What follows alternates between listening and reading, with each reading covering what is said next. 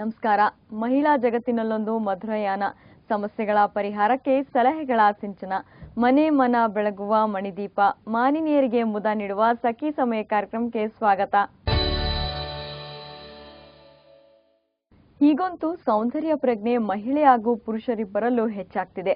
ಈಗಿನ ಮಾಡರ್ನ್ ಯುಗದಲ್ಲಿ ಸೌಂದರ್ಯ ನಮ್ಮ ಪ್ರತಿಷ್ಠೆಯ ಸಂಕೇತವಾಗಿದೆ ಅಂದ್ರೆ ತಪ್ಪಾಗೋದಿಲ್ಲ. ನಾವೆಷ್ಟೇ ನಮ್ಮ ಸೌಂದರ್ಯದ ಬಗ್ಗೆ ಕಾಳಜಿ ವಹಿಸಿದ್ರೂ ವಯಸ್ಸಾಗುತ್ತಿದ್ದಂತೆ ನಮ್ಮ ತ್ವಚೆ ಕೂಡ ಕಳಹೀನವಾಗಿ ಮುಖದ ಮೇಲೆ ನೆರಿಗೆಗಳು ಕಾಣತೊಡಗುತ್ತೆ.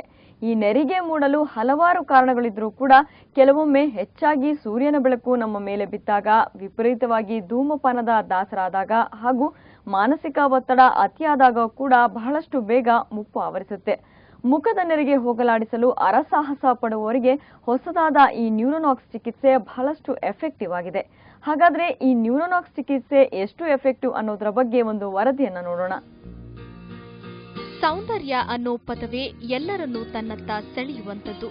ಆದರೆ ಒತ್ತಡ ತುಂಬಿದ ಜೀವನ ಶೈಲಿ ನಮ್ಮ ಸೌಂದರ್ಯದ ಮೇಲೆ ವ್ಯತಿರಿಕ್ತ ಪರಿಣಾಮವನ್ನ ಬೀರ್ತಿದೆ. ಅಲ್ಲದೆ ವಯಸ್ಸಿಗೆ ಮುನ್ನವೇ ಕಣ್ಣುಗಳ ಬದಿಯಲ್ಲಿ, ಹಣೆಯ ಮೇಲ್ಭಾಗ ಹಾಗೂ ಕುತ್ತಿಗೆಯ ಭಾಗಗಳಲ್ಲಿ ನೆರಿಗೆಗಳು ಮೂಡುತ್ತಿವೆ. ವಯಸ್ಸಾದ ನಂತರ ಬರುವ ರಿಂಕಲ್ಸ್ಗಳು ಶಾಶ್ವತವಾಗಿ ಉಳಿದು ಬಿಡುತ್ತವೆ. ಹೀಗೆ ಹಲವಾರು ಕಾರಣಗಳಿಂದ ಕಾಣಿಸಿಕೊಳ್ಳುವ ನೆರಿಗೆಗಳಿಗೆ ಆಧುನಿಕ ಚಿಕಿತ್ಸೆಯಲ್ಲಿ ಸೂಕ್ತ ಪರಿಹಾರವಿದೆ.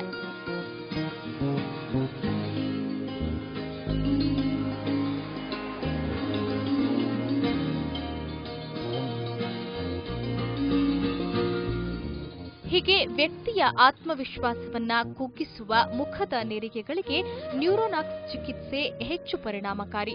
ಈ ಚಿಕಿತ್ಸೆಯಲ್ಲಿ ನ್ಯೂರೋನಾಕ್ಸ್ ಎಂಬ ಜೀವಸತ್ವವನ್ನ ರಿಂಕಲ್ಸ್ ಇರುವ ಭಾಗಗಳಿಗೆ ಇಂಜೆಕ್ಟ್ ಮಾಡಲಾಗುತ್ತೆ.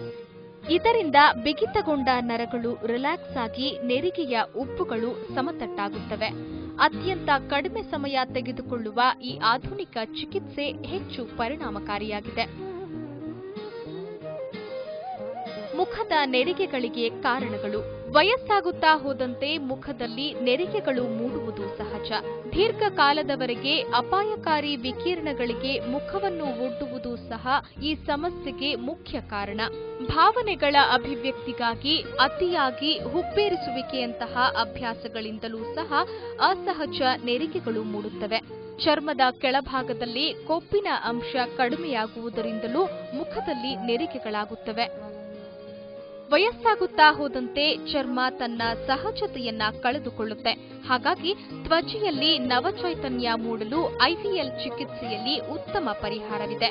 ಈ ಚಿಕಿತ್ಸೆಯಲ್ಲಿ ಹೈಲುರಿಕ್ ಆಸಿಡ್ ಅನ್ನ ತ್ವಚೆಗೆ ಇಂಜೆಕ್ಟ್ ಮಾಡಲಾಗುತ್ತೆ. ವ್ಯಕ್ತಿಯ ಮುಖದಲ್ಲಿನ ಮಾಂಸಖಂಡದ ಗಾತ್ರವನ್ನಾಧರಿಸಿ ಔಷಧಿಯ ಪ್ರಮಾಣವನ್ನ ನಿರ್ಧರಿಸಲಾಗುತ್ತೆ. ಮುಖದ ಸೆನ್ಸಿಟಿವ್ ಭಾಗಗಳಿಗೆ ಇಂಜೆಕ್ಷನ್ ನೀಡೋದ್ರಿಂದ ಮೇಲ್ನೋಟಕ್ಕೆ ಭಯವಾಗಬಹುದಾದ್ರೂ ಅನೆಸ್ಥೇಷಿಯಾ ಕ್ರೀಮ್ ಮೂಲಕ ತ್ವಚೆಯನ್ನ ಮೊದಲೇ ಚಿಕಿತ್ಸೆಗೆ ತಯಾರು ಮಾಡಲಾಗಿರುತ್ತೆ. ಅಲ್ಲದೆ ಈ ಚಿಕಿತ್ಸೆಯಿಂದ ಕುತ್ತಿಗೆ ಹಾಗೂ ಕೈಗಳ ಮೇಲ್ಭಾಗದಲ್ಲಿನ ನೆರಿಗೆಗಳಿಂದಲೂ ಸಹ ಮುಕ್ತಿ ಪಡೆಯಬಹುದು.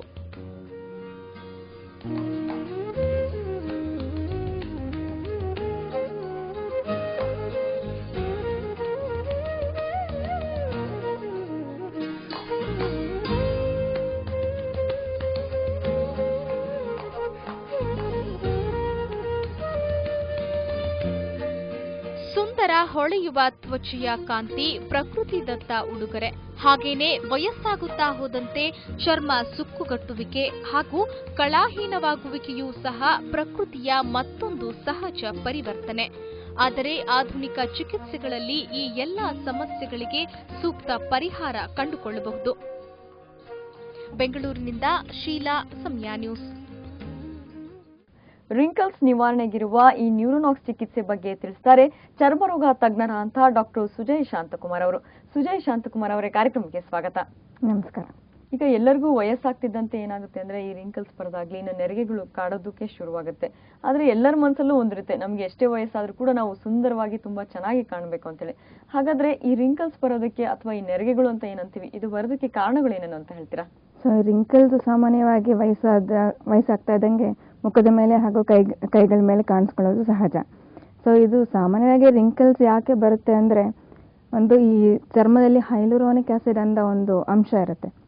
ಈ ಹೈಲುರಾನಿಕ್ ಆಸಿಡ್ ನಮ್ಮ ಚರ್ಮದ ತೇವಾಂಶವನ್ನು ಹಿಡಿದಿಟ್ಕೊಂಡು ಚರ್ಮವನ್ನು ಕಾಂತಿಯುತವಾಗಿ ಕಾಣಿಸೋ ಥರ ಮಾಡ್ತಿರುತ್ತೆ. ಸೊ ಏಜ್ ಆಗ್ತಾ ಇದ್ದಂಗೆ ಈ ಹೈಲುರಾನಿಕ್ ಆ್ಯಸಿಡ್ ಅನ್ನೋ ಅಂಶ ಕಡಿಮೆ ಆಗ್ತಾ ಹೋದಾಗ ಈ ಕೊಲಾಜಿನ್ ಹಾಗೂ ಎಲಾಸ್ಟಿನ್ನ ಪ್ರೊಡಕ್ಷನ್ ಕಡಿಮೆ ಆಗ್ತಾ ಹೋಗುತ್ತೆ ಚರ್ಮದಲ್ಲಿ. ಈ ಕೊಲಾಜಿನ್ ಹಾಗೂ ಎಲಾಸ್ಟಿನ್ ಅನ್ನೋಂಥದ್ದು ನಮ್ಮ ಸ್ಕಿನ್ನನ್ನು ಫರ್ಮ್ ಆಗಿಡೋದಕ್ಕೆ ಮತ್ತು ಎಲಾಸ್ಟಿಸಿಟಿನ ಮೇಂಟೈನ್ ಮಾಡೋದಕ್ಕೆ ಅದು ಸಹಾಯ ಮಾಡ್ತವೆ. ಸೊ ಯಾವಾಗ ಈ ಕೊಲಾಜಿನ್ ಎಲಾಸ್ಟಿನ್ ಕಡಿಮೆ ಆಗ್ತಾ ಹೋಗುತ್ತೆ ಆವಾಗ ನಮ್ಮ ಸ್ಕಿನ್ ಫರ್ಮ್ನೆಸ್ ಕಡಿಮೆ ಆಗುತ್ತೆ, ಎಲಾಸ್ಟಿಸಿಟಿನೂ ಕಡಿಮೆ ಆಗ್ತಾ ಹೋಗುತ್ತೆ. ಆವಾಗ ಮುಖದ ಮೇಲೆ ಈ ರಿಂಕಲ್ಸ್ ಆಗಿ ಕಾಣಿಸ್ಕೊಳ್ಳೋಕ್ಕೆ ಶುರು ಆಗುತ್ತೆ. ಆರಂಭದಲ್ಲಿ ಜಸ್ಟ್ ಡಲ್ ಸ್ಕಿನ್ ಥರ ಕಾಣಿಸ್ತಿರುತ್ತೆ, ಬಟ್ ಅದು ಹೀಗೆ ಬಿಟ್ಟಾಗ ಹಲವಾರು ವರ್ಷ ಹೀಗೆ ಕಂಟಿನ್ಯೂಸ್ ಆಗಿ ಹಾಗೆ ಬಿಟ್ಟರೆ ಅದು ಸುಕ್ಕಾಗಿ ಕಾಣಿಸ್ಕೊಳ್ಳೋಕ್ಕೆ ಶುರು ಆಗುತ್ತೆ. ಸೊ ಇದಲ್ಲದೆ ನಮ್ಮ ಚರ್ಮದ ಕೆಳಗಡೆ ಈ ಸಬ್ಕ್ಯುಟೇನಿಯಸ್ ಫ್ಯಾಟ್ ಅಂತ ಒಂದಿರುತ್ತೆ, ಅಂದರೆ ಒಂದು ಕೊಬ್ಬಿನ ಅಂಶದ ಒಂದು ಲೇಯರ್ ಇರುತ್ತೆ.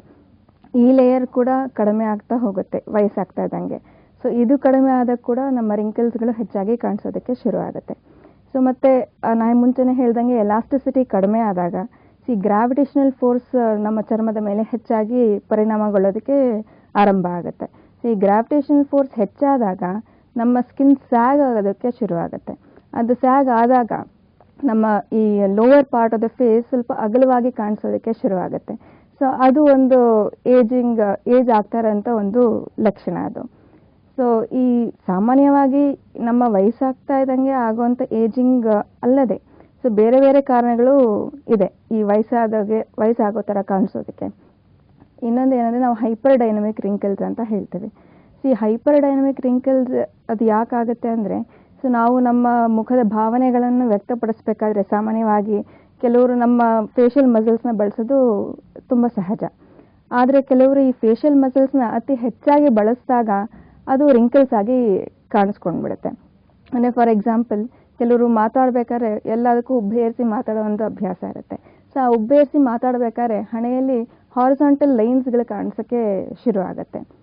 ಆರಂಭದಲ್ಲಿ ಬರೀ ಉಬ್ಬೇರಿಸಿದಾಗ ಮಾತ್ರ ಅದು ಕಾಣಿಸ್ತಾ ಇರೋ ರಿಂಕಲ್ಸು ಅದು ಹಾಗೆ ಹಲವಾರು ವರ್ಷ ಹಾಗೆ ಕಂಟಿನ್ಯೂಸ್ ಆಗಿ ಮಾಡ್ತಾ ಇದ್ದಂಗೆ ಉಬ್ಬೇರಿಸ್ತಿದ್ದಾಗೂ ಆ ಹಣೆ ಮೇಲೆ ಹಾರಿಸಾಂಟಲ್ ರಿಂಕಲ್ಸ್ ಕಾಣಿಸೋದಕ್ಕೆ ಶುರು ಆಗುತ್ತೆ. ನೀವು ಹೇಳಿದ್ದೆಲ್ಲ ಈಗ ಏನು ಅಂತಂದ್ರೆ ಈಗ ವಯಸ್ಸಾಗ್ತಿದ್ದ ಹಾಗೆ ಕಾಣುವಂತಹ ನೆರಿಗೆಗಳಿಗೆ ಕಾರಣಗಳಾಯ್ತು. ಇನ್ನು ಇತ್ತೀಚಿನ ಜೀವನ ಶೈಲಿ ನಾವು ನೋಡೋದಾಯ್ತು ಅಂದ್ರೆ ತುಂಬಾ ಬೇಗನೆ ವಯಸ್ಸಾಗೋದಕ್ಕಿಂತ ಮುಂಚೆನೇ ಒಂದು ನೆರಿಗೆಗಳಾಗಿರ್ಬೋದು, ಕೈಯಲ್ಲಿ ಸುಕ್ಕಾಗಿರ್ಬೋದು ಕಾಣಿಸ್ಕೊಳ್ಳುತ್ತೆ. ಅದು ಯಾಕೆ ಅಂತ ಹೇಳ್ತೀರಾ? ಇಂದಿನ ಜೀವನ ಶೈಲಿಯಲ್ಲಿ ಹೆಚ್ಚು ಸಮಯ ಎಲ್ಲರೂ ಹೆಚ್ಚು ಸ್ಟ್ರೆಸ್ಸಿಗೆ ಒಳಗಾಗಿರ್ತಾರೆ. ಸೊ ಅತಿಯಾದ ಈ ಮಾನಸಿಕ ಒತ್ತಡ ಇಲ್ಲಾಂದರೆ ನಮ್ಮ ಕೆಲಸದಲ್ಲಿ ಆಗುವಂಥ ಒತ್ತಡಗಳಿಂದನೂ ಬೇಗ ಈ ನೆರಿಗೆಗಳು ಕಾಣಿಸ್ಕೊಳ್ಬೋದು. ಸೊ ಈ ಒತ್ತಡ ಹೆಚ್ಚಾದಾಗ ಬಾಡಿಯಲ್ಲಿ ಫ್ರೀ ರ್ಯಾಡಿಕಲ್ಸ್ ಅನ್ನೋದು ಅಕ್ಯುಮುಲೇಟ್ ಆಗೋದಕ್ಕೆ ಶುರು ಆಗುತ್ತೆ. ಈ ಫ್ರೀ ರ್ಯಾಡಿಕಲ್ಸ್ ಅಕ್ಯುಮುಲೇಟ್ ಆದಾಗ ನಮ್ಮ ಸ್ಕಿನ್ನಿಗೆ ಬೇಕಾಗಂಥ ನ್ಯೂಟ್ರಿಷನಲ್ ಸಪ್ಲೈ ಕೂಡ ಕಡಿಮೆ ಆಗ್ತಾ ಹೋಗುತ್ತೆ. ಸೊ ಯಾವಾಗ ನಮ್ಮ ಚರ್ಮಕ್ಕೆ ಬೇಕಾಗಂಥ ನ್ಯೂಟ್ರಿಷನ್ ಕಡಿಮೆ ಆಗ್ತಾ ಹೋಗುತ್ತಾ ಆವಾಗ ನಮ್ಮ ಚರ್ಮದ ಕಾಂತಿ ಕೂಡ ಕಡಿಮೆ ಆಗುತ್ತೆ. ಸೊ ಅದು ಡಲ್ ಆಗಿ ಕಾಣಿಸ್ಕೊಳ್ಳೋಕ್ಕೆ ಶುರು ಆಗುತ್ತೆ. ಸೊ ಗ್ರ್ಯಾಜುಯಲ್ ಆಗಿ ಅದು ರಿಂಕಲ್ಸ್ ಆಗಿ ಕಾಣಿಸ್ಕೊಳ್ಳುತ್ತೆ. ಸ್ಟ್ರೆಸ್ ಅಲ್ಲದೆ ಕೆಲವರು ತುಂಬ ಧೂಮಪಾನ ಮಾಡೋಂಥವರಲ್ಲೂ ಬೇಗ ಇದು ರಿಂಕಲ್ಸ್ಗೆ ಕಾಣಿಸ್ಕೊಳ್ಳುತ್ತೆ. ಸೊ ಈ ಟೊಬ್ಯಾಕೊ ಸ್ಮೋಕ್ ಅಂತ ಏನು ಹೇಳ್ತೀವಿ ಅದು ನಮ್ಮ ಚರ್ಮದಲ್ಲಿರೋ ರಕ್ತನಾಳಗಳನ್ನು ಕನ್ಸ್ಟ್ರಿಕ್ಟ್ ಮಾಡಿಬಿಡುತ್ತೆ. ಸೊ ಅದು ಕನ್ಸ್ಟ್ರಿಕ್ಟ್ ಆದಾಗ ಮತ್ತೆ ನಮ್ಮ ಚರ್ಮಕ್ಕೆ ಬೇಕಾದ ಈ ನ್ಯೂಟ್ರಿಷನ್ ಕಡಿಮೆ ಆಗ್ತಾ ಹೋಗುತ್ತೆ. ಅದರಿಂದ ಕೂಡ ನೆರಿಗೆಗಳು ಬೇಗ ಕಾಣಿಸುತ್ತೆ. ಮತ್ತು ಕೆಲವರು ಹೆಚ್ಚು ಬಿಸಿಲಲ್ಲಿ ಓಡಾಡೋಂಥವ್ರು ಇರ್ತಾರಲ್ಲ ಅಂಥವರಲ್ಲೂ ಬೇಗ ನೆರಿಗೆಗಳು ಕಾಣಿಸುತ್ತೆ. ಬಿಸಿಲಲ್ಲಿ ಹೆಚ್ಚಾಗಿ ಓಡಾಡಿದಾಗ ಸೊ ಈ ಕೊಲಾಜಿನ್ ಹಾಗೂ ಎಲಾಸ್ಟಿನ ಬ್ರೇಕ್ ಡೌನ್ ಆಗುತ್ತೆ. ಅದರಿಂದ ಕೂಡ ನೆರಿಗೆಗಳು ಬೇಗ ಬರುತ್ತೆ. ಸೊ ಇದಲ್ಲದೆ ಈ ಬ್ರೇಕ್ ಡೌನ್ ಆಗೋದಲ್ಲದೆ ಕೆಲವರು ಬಿಸಿಲಲ್ಲಿ ಓಡಾಡಬೇಕಾದ್ರೆ ತುಂಬ ಈ ಕಣ್ಣನ್ನು ಸ್ಕ್ವೀಸ್ ಮಾಡಬೇಕಾಗತ್ತೆ. ಸೊ ಫೋರ್ಹೆಡ್ ಮಸಲ್ಸ್ನೆಲ್ಲ ಸ್ಕ್ವೀಸ್ ಮಾಡಬೇಕಾಗತ್ತೆ. ಆ ಕಂಟಿನ್ಯೂಸ್ ಆಗಿ ಈ ಮಸಲ್ಸ್ ಎಲ್ಲ ಸ್ಕ್ವೀಸ್ ಆಗಿ ಕೂಡ ರಿಂಕಲ್ಸ್ ಕಾಣಿಸೋದಕ್ಕೆ ಶುರು ಆಗುತ್ತೆ. ಈಗ ಈ ವಯಸ್ಸಾಗ್ತಾ ಇದ್ದಾಗ ಈ ರಿಂಕಲ್ಸ್ ಕಾಣಿಸ್ಕೊಳ್ಳೋದಕ್ಕೆ ಏನೆಲ್ಲ ಕಾರಣಗಳು ಅಂತ ತಿಳಿಸ್ಕೊಟ್ರಿ. ಇನ್ನು ವಯಸ್ಸಾಗುವಿಕೆಯ ಲಕ್ಷಣಗಳ ಬಗ್ಗೆ ಮತ್ತಷ್ಟು ಚರ್ಚೆನ ಮುಂದುವರಿಸೋಣ. ಈಗ ಸಖಿ ಸಮಯ ಕಾರ್ಯಕ್ರಮದಲ್ಲಿ ಒಂದು ಪುಟ್ಟ ವಿರಾಮ.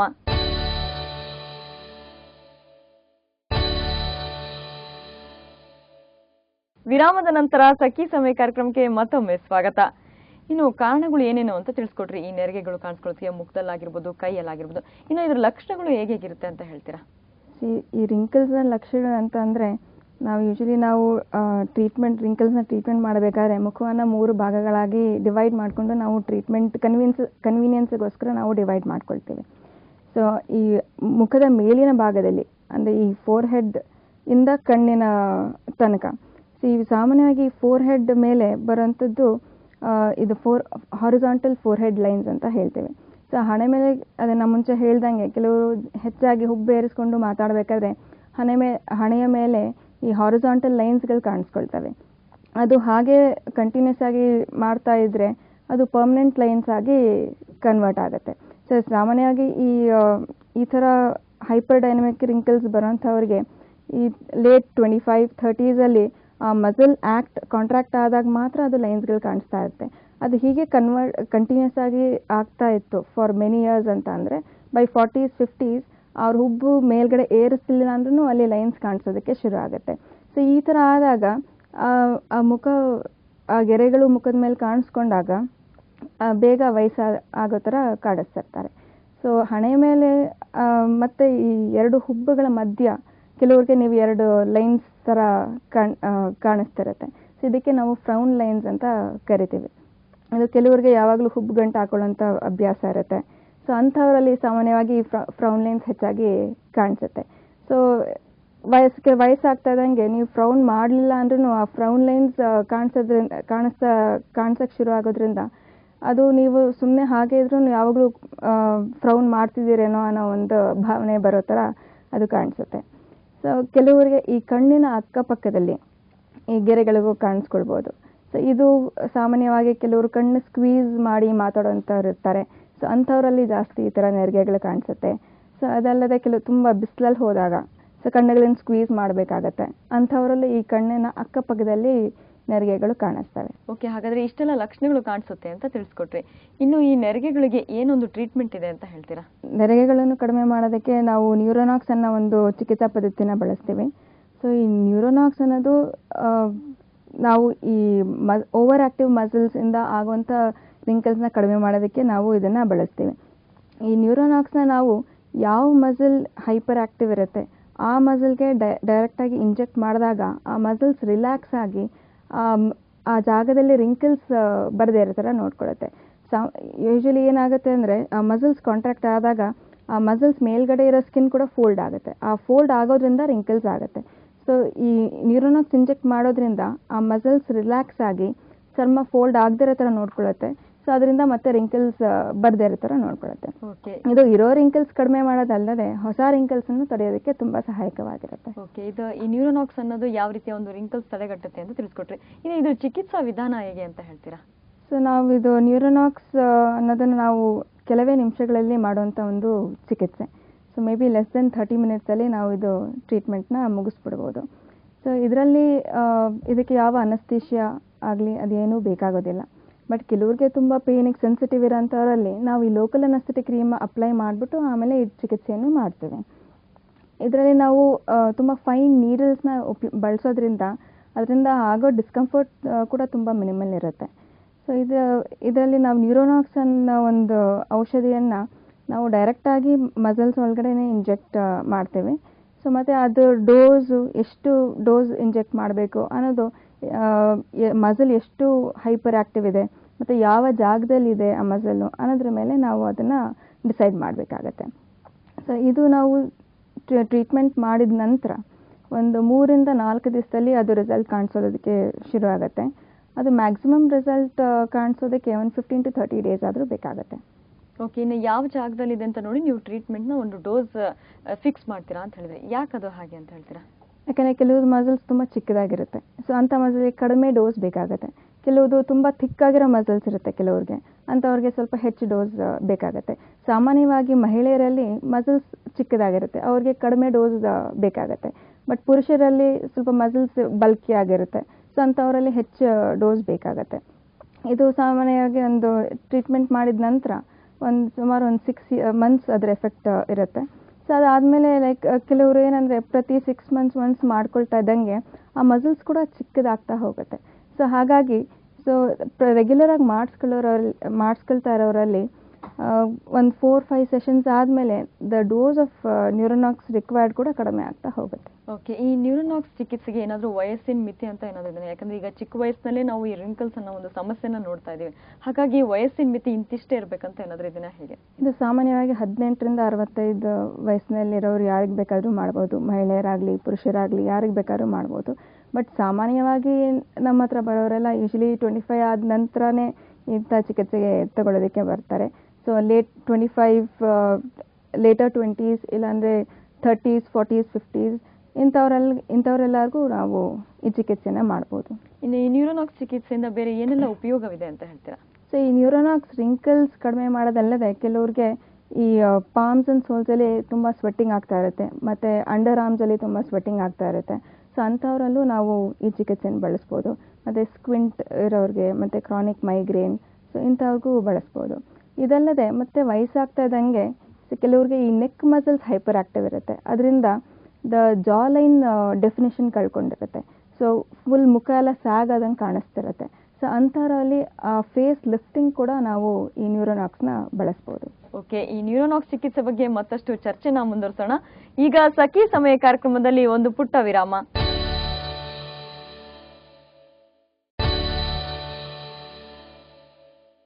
ವಿರಾಮದ ನಂತರ ಸಖಿ ಸಮಯ ಕಾರ್ಯಕ್ರಮಕ್ಕೆ ಮತ್ತೊಮ್ಮೆ ಸ್ವಾಗತ.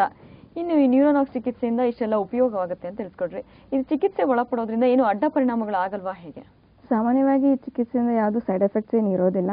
ಆದರೆ ಕೆಲವರಿಗೆ ಆ ಇಂಜೆಕ್ಷನ್ ಮಾಡಿದ ಸೈಟಲ್ಲಿ ಕೆಲವರು ಸ್ವಲ್ಪ ರೆಡ್ನೆಸ್ ಇರ್ಬೋದು. ಸೊ ಅದು ಕೆಲವು ಗಂಟೆಗಳಿರುತ್ತೆ, ಆಮೇಲೆ ತಾನಾಗೆ ಹೊರಟೋಗುತ್ತೆ. ಮತ್ತು ಕೆಲವ್ರಿಗೆ ತಲೆ ಭಾರ ಅಂತ ಅನ್ನಿಸ್ಬೋದು. ಅಂಥವ್ರಿಗೆ ಇದಕ್ಕೆ ಒಂದು ಕ್ರೋಸಿನ್ ಟ್ಯಾಬ್ಲೆಟ್ ಕೊಟ್ಟರೆ ಅದು ಕಡಿಮೆ ಆಗುತ್ತೆ. ಸೊ ಇದಿಷ್ಟು ಬಿಟ್ಟರೆ ಬೇರೆ ಅಂತ ಮೇಜರ್ ಸೈಡ್ ಎಫೆಕ್ಟ್ಸ್ ಆ ಥರ ಏನಿರೋದಿಲ್ಲ. ಓಕೆ, ಇನ್ನು ಈ ನ್ಯೂರೋನಾಕ್ಸ್ ಚಿಕಿತ್ಸೆ ಅನ್ನೋದು ಒಂದು ನೆರಿಗೆಗಳನ್ನ ಹೋಗ್ಲಾಡ್ಸೋದಕ್ಕೆ ಹೆಲ್ಪ್ ಆಗುತ್ತೆ ಅಂತ ತಿಳಿಸ್ಕೊಟ್ರಿ. ಇದನ್ನು ಬಿಟ್ಟು ಬೇರೆ ಏನಾದರೂ ಅಡ್ವಾನ್ಸ್ ಟ್ರೀಟ್ಮೆಂಟ್ ಅಂತ ಬಂದಿದೆಯಾ, ಹೇಗೆ? ಸೊ ಎಲ್ಲ ಥರದ ನೆರಿಗೆಗಳು ಒಂದೇ ಟ್ರೀಟ್ಮೆಂಟ್ ಆಗೋದಿಲ್ಲ. ಓಕೆ, ನ್ಯೂರೋನಾಕ್ಸ್ ಅನ್ನೋದು ಬರೀ ಹೈಪರ್ ಡೈನಮಿಕ್ ರಿಂಕಲ್ಸ್, ಅಂದರೆ ಮಸಲ್ ಓವರ್ ಆಕ್ಟಿವ್ ಆಗಿರೋಂಥ ರಿಂಕಲ್ಸಿಗೆ ಅಷ್ಟೇ ನಾವು ನ್ಯೂರೋನಾಕ್ಸ್ನ ಬಳಸ್ತೀವಿ. ಸೊ ಬೇರೆ ಈ ಸಾಮಾನ್ಯವಾಗಿ ವಯಸ್ಸಾಗ್ತಾ ಇದ್ದಂಗೆ ಈ ಹೈಲುರಾನಿಕ್ ಆ್ಯಸಿಡ್ ಕಡಿಮೆ ಆಗಿ ಬರುವಂಥ ರಿಂಕಲ್ಸ್ಗೆ ನಾವು IAL ಸಿಸ್ಟಮ್ ಅನ್ನೋ ಒಂದು ಚಿಕಿತ್ಸಾ ಪದ್ಧತಿನ ಬಳಸ್ತೀವಿ. ಸೊ ಈ IAL ಸಿಸ್ಟಮಲ್ಲಿ ನಾವು ಈ ರೆಡಿಮೇಡ್ ಕೊಲಾಜಿನ್ ಅಥವಾ ರೆಡಿಮೇಡ್ ಹೈಲುರಾನಿಕ್ ಆ್ಯಸಿಡ್ನ ಡೈರೆಕ್ಟಾಗಿ ಸ್ಕಿನ್ ಒಳಗಡೆ ಇಂಜೆಕ್ಟ್ ಮಾಡ್ತೀವಿ. ಸೊ ಈ ಹೈಲುರಾನಿಕ್ ಆ್ಯಸಿಡ್ ನಮ್ಮ ದೇಹದಲ್ಲಿರೋ ಹೈಲುರಾನಿಕ್ ಆ್ಯಸಿಡ್ಗೆ ಐಡೆಂಟಿಕಲ್ ಆಗಿರುತ್ತೆ. ಸೊ ಹಾಗಾಗಿ ನಮ್ಮ ದೇಹದಲ್ಲಿರೋ ಹೈಲುರಾನಿಕ್ ಆ್ಯಸಿಡ್ ಹೇಗೆ ಕೆಲಸ ಮಾಡುತ್ತೆ ಅದೇ ರೀತಿಯಾಗಿ ಈ IAL ಸಿಸ್ಟಮಲ್ಲಿರುವಂಥ ಹೈಲುರಾನಿಕ್ ಆ್ಯಸಿಡ್ ಕೂಡ ಕೆಲಸ ಮಾಡುತ್ತೆ. ಸೊ IAL ಸಿಸ್ಟಮ್ ಅಂಥದ್ದು ಸುಮಾರು ಒಂದು 3 ಸೆಷನ್ ಮಾಡ್ಕೊಳ್ಬೇಕಾಗತ್ತೆ. ಸೊ ಇನಿಷಿಯಲ್ ಮೊದಲನೇ ಸೆಷನ್ಗೂ ಎರಡನೇ ಸೆಷನ್ಗೂ ಒಂದು 15 ದಿವಸ ಗ್ಯಾಪ್ ಇರುತ್ತೆ. So from the second to third session 1 month ಗ್ಯಾಪಲ್ಲಿರುತ್ತೆ. ಸೊ ಇದು ಇನಿಷಿಯಲಿ ಫಸ್ಟ್ ಸೆಷನ್ ಮಾಡಿದಾಗ ಒಂದು 3-4 ದಿವಸದಲ್ಲೇ ಸ್ಕಿನ್ ತುಂಬ ಹೈಡ್ರೇಟೆಡ್ ಆಗಿ ಗ್ಲೋಯಿಂಗ್ ಆಗಿ ಕಾಣಿಸೋದಕ್ಕೆ ಶುರು ಆಗುತ್ತೆ. ಸೊ ಇದರಿಂದ ಸ್ಕಿನ್ ಗ್ಲೋ ಬರುತ್ತೆ. ಅದಲ್ಲದೆ ಸ್ಕಿನ್ ಎಲಾಸ್ಟಿಸಿಟಿ ಇಂಪ್ರೂವ್ ಆಗುತ್ತೆ, ಫರ್ಮ್ನೆಸ್ ಇಂಪ್ರೂವ್ ಆಗುತ್ತೆ, ಮತ್ತು ಈ ಟೆಕ್ಸ್ಚರಲ್ ಚೇಂಜಸ್ ಕೂಡ ಆಗುತ್ತೆ. ಕೆಲವ್ರಿಗೆ ತುಂಬ ಈ ಓಪನ್ ಪೋರ್ಸ್ ಇರುತ್ತಲ್ವ, ಅಂಥವರಲ್ಲಿ ಓಪನ್ ಪೋರ್ಸ್ ಕಡಿಮೆ ಮಾಡೋದಕ್ಕೂ ಇದನ್ನು ನಾವು ಬಳಸ್ಬೋದು. ಓಕೆ, ಇನ್ನು ಈ ನ್ಯೂರೋನಾಕ್ಸ್ ಅನ್ನೋ ಚಿಕಿತ್ಸೆನ ಬೇರೆ ಯಾವ ಚಿಕಿತ್ಸೆ ಜೊತೆಗೆ ನಾವು ಬೆರೆಸಿ ಕೊಡಬಹುದು ಅಂತ ಹೇಳ್ತೀರಾ? ಅದು ನ್ಯೂರೋನಾಕ್ಸ್ ಅಂದರೆ ರಿಂಕಲ್ಸ್ಗೆ ಎಷ್ಟೊಂದು ಕಾರಣಗಳಿರೋದ್ರಿಂದ ಸೊ ಕಂಪ್ಲೀಟಾಗಿ ರಿಂಕಲ್ಸ್ ಕಡಿಮೆ ಮಾಡೋದಕ್ಕೆ ನ್ಯೂರೋನಾಕ್ಸ್ ಜೊತೆ ನಾನು ಹೇಳ್ದಂಗೆ IAL ಸಿಸ್ಟಮ್ ಮಾಡ್ಬೋದು. ಮತ್ತು ಫಿಲ್ಲರ್ ಅಂತ